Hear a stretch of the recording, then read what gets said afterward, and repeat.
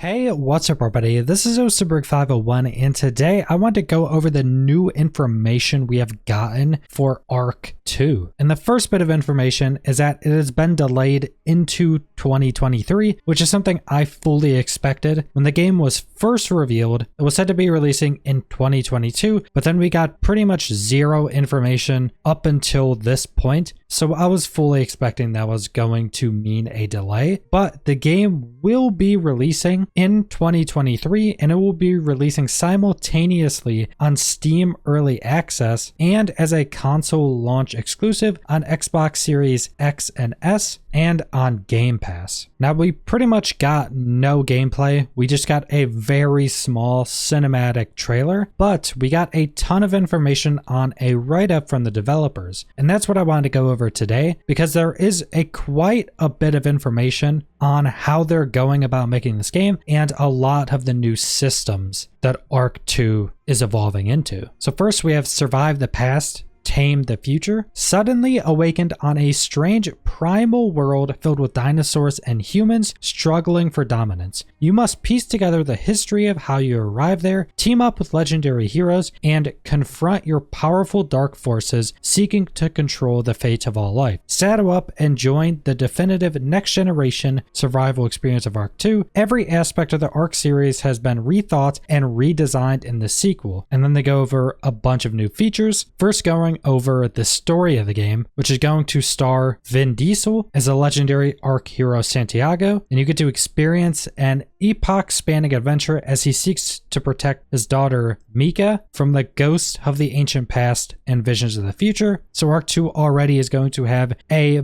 bit more of a focus on the story of the game. Now, a big thing they mention a few times in this is their new cross-platform modding. So on release of the game, they're going to have a full mod support for PC, but also for consoles. And there's some more technical information here, which you can go read on the official Arc website if you want to read a little bit more into that. But essentially, Xbox and PC are going to have these same mods and the same mod support. Then we have a best-in-class third-person only gameplay, advanced character traversal mechanics like mantling, free climbing, parkour, sliding, and swinging. So it does mention here third-person only, so presumably on like official servers and non-modded there won't be first person, but most likely with modding people unlock or make a first person mode very quickly. But they're adding a ton of new maneuverability and movement features into the game. So mantling, you can grab up on ledges, mantle over pillars or debris or whatever else. Free climbing, so this would presumably be you can go up to a big ledge or a big tree and just free climb up it. Parkour, I'm not sure what this is going to be. I'm assuming this is some type of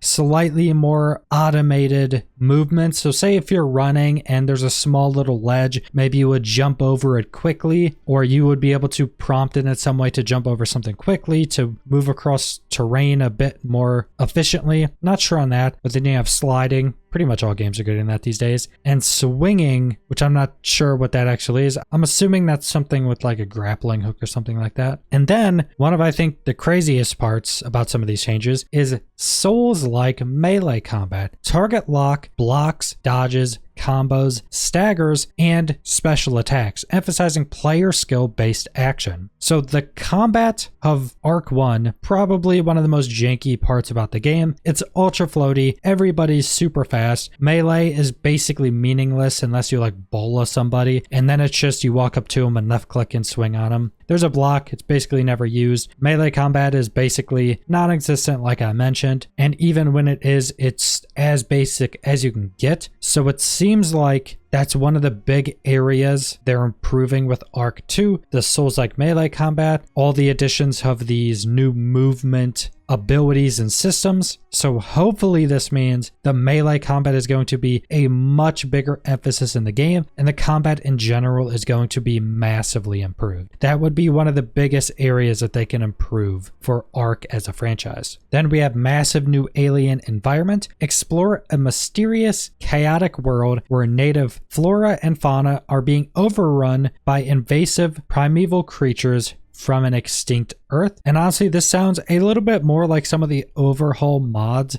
for the original Ark, but it does seem they're going a little bit less of futuristic type settings than they did with the original Ark, but they could always change that with future DLCs. Then we get into some of the more survival and RPG systems. So we have component-based item crafting. Construct your weapons and tools from a range of distinct modules to customize their look and functionality. Millions of possible combinations enable you to craft your own unique gear. The specific materials you choose will further affect the appearance of your items, with multiple options of resources found in unique regions of the world. So this is just a complete overhaul of the crafting system, and what it sounds like they're doing to me is allowing you to take different materials out in the world and just fully customize every item you craft, which gives you millions of possibilities. So if they had, say, 100 different resources that this item could use, you maybe have a different resource for, I don't know, maybe a hilt, then a different resource for the blade. Maybe there's straps on it that's a different resource. And whatever different resources you use are going to give it different properties, different effects on it, and different looks. So there's a possibility of all of the resources being somewhat useful, because maybe you go and get this super high tier material that's needed to harvest some other special material, but maybe this wouldn't be good for combat. And then maybe some low tier material that's found everywhere may be generally better for combat, or maybe better for flesh damage. So you kind of get where I'm going with this, that it seems like they want you customizing every piece of your gear to do specific things. And that's definitely a bit of theorizing, but I very much like what I'm hearing. And if done right, people are going to be using a ton of different gear pieces. If it's done wrong, everybody's going to use the same thing, and there's not going to really be that many options. Then we have dynamic world events. Natural and unnatural occurrences are always happening across the game world, independent of your presence. Your choices in deciding whether to interact with these events will yield rewards or challenges. So this is something that a lot of open world games do if they want their worlds to feel more alive and dynamic and give players more options of things to go do. So there can just be whatever dynamic events out in the world happening. So maybe two roaming packs of random creatures come across each other and start like this massive brawl, and that's now a new dynamic world event where you could go there and maybe take out all these creatures and get some special rewards or something like that. And there's tons of different options for this type of gameplay. And then we have opposing PvE force. Hostile Arati hunt and attack you, riding their own tame creatures as they seek to drive human interlopers from their world. So this is something I'm very excited about. So essentially what this is revealing is that there are going to be what are seeming like humanoid factions out in the world that will come attack you, attack your base, try to raid you, and that you'll have to defend against. And this is something I'm a pretty big fan of in survival games, especially something like they have in 7 Days to Die, where defending your base and building up a base to have good defenses is a massive part of the game. And having a PvE force in Ark 2 instead of it only being against other players is definitely going to be something really nice, and also is going to give PvE servers and PvE players a lot more content and an actual reason to build your base for defensive still. Then we have advanced template building and sharing. Instance rendering and network streaming enable much higher client and server performance for large player build structures and a longer draw distance. Survivors can set up and save their own preferred building templates, share them, and place prospective template layouts in the world, and then build them out as a team. So this is pretty massive, and essentially what this is you would be able to build a template of a full base. Now I'm not sure if you'd be able to go do this in a private game and then save that template and go use it anywhere. That sounds like what they're doing, but essentially you'd make this template, you would save it, you would name it, and then on any server you go onto, you can place out this template, and it would most likely be a transparent image of this base you're trying to build. And then when you place it, it will have you either just put in resources to it to build up the walls, the floors, the ceilings, all that type of stuff, or you would just need to go build those pieces yourself and then just place them into the structure, and it would most likely auto place them for you so you don't mess up your template. This is absolutely massive because not only will this just be good for you, for your team, but you'll be able to share this with other players. I can definitely see a bunch of YouTubers making crazy builds and then just sharing them so people can go